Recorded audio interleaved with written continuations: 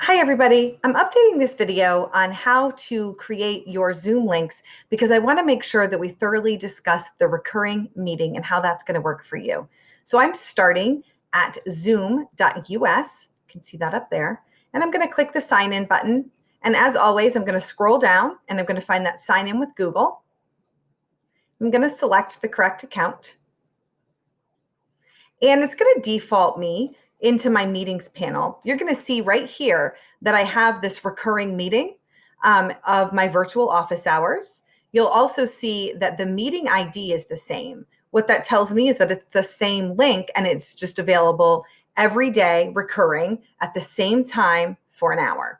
So that's what that recurring will ultimately look like. But I want to take you through the process of starting from scratch.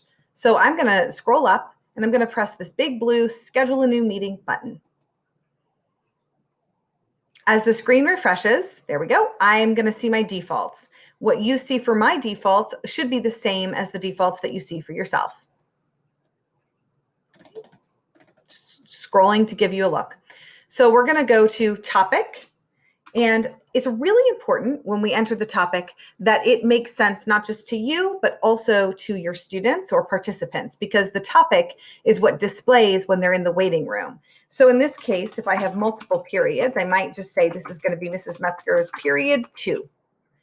The description shows up in the email invitation, which is not something that your students will receive. So really the most important piece is that topic. There is a way for you to create a template once you've started creating meetings in your Zoom account, and I cover that in a different video.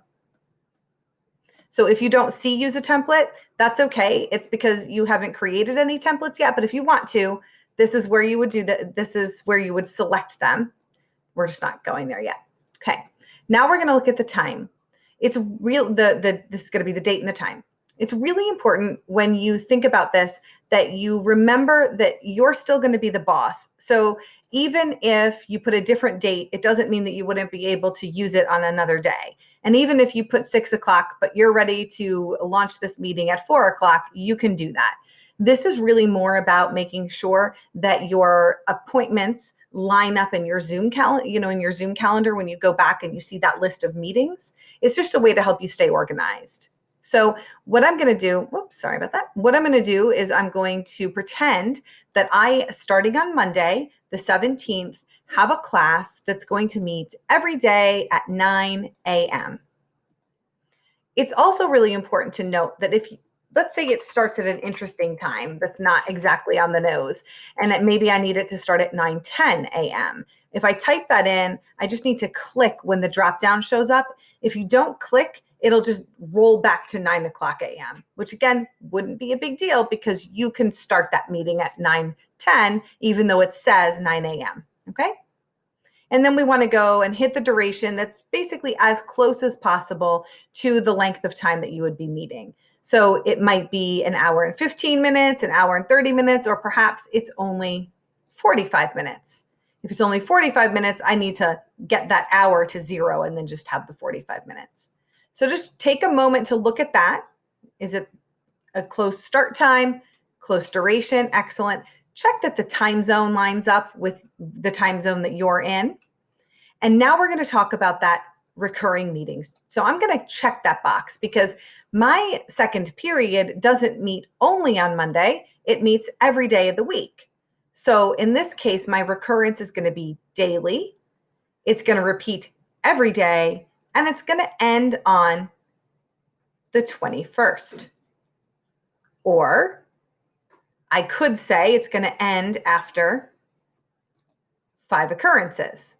So really, you're going to do what makes sense here. Just remember that our school policy is that our links will be new every week.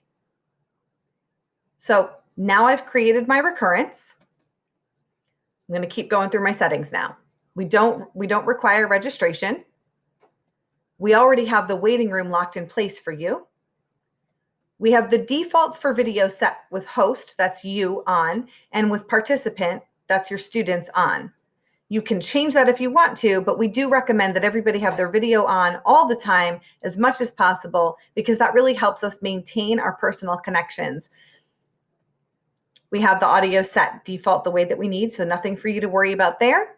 And the meeting options, we have mute participants upon entry checked as a default on. However, you can uncheck that, and that may make sense for those of you who teach students in the lowest grades. So in your pre-K, K1, 2, on those younger students, it may make sense for them to have an option. It may make sense for you, to have them unmuted as they come in. That's something that we think is a personal preference, but it defaults to have them muted upon entry. Okay. These other options are things that we can discuss in other videos, but this is kind of the basics of what you need. So I'm going to scroll back up to the top. I'm going to just run through them one more time really quickly. The topic is important because not only does it help you stay organized, but this is what displays in the waiting room for the students when they click the link. If you decide to use templates, this is where the template would appear. Remember, there's a different video for that. You're going to set the date and the time as close as possible to the actual start time. If you're going to enter it manually, you do need to check on it when you have it from the dropdown. Your duration, you want to set that as close as possible to the duration. Check that your time zone is accurate. If this is a class that meets every single day, you can use the recurring meeting feature for up to 1 week. So up to a certain date or up to 5 occurrences. You would choose daily, repeat every 1 day. The waiting room is already checked on for you by default. You cannot override that setting.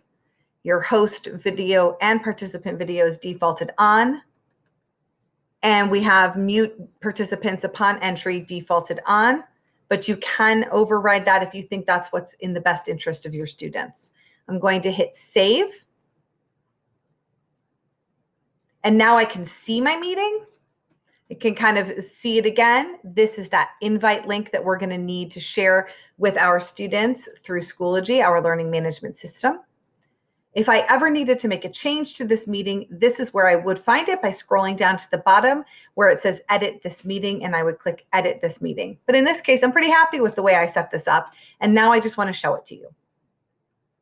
So by clicking back in my meetings, I can see here's Mrs. Metzger's period 2 showing up starting on Monday the 17th and ending on Friday the 21st. And again, I would point out to you that that meeting ID, which is the unique string of numbers that follows the link, is the same, which means the link is the same, which means I only have to post my meeting link 1 time, and my recurrence will show up every day of the week during period 2.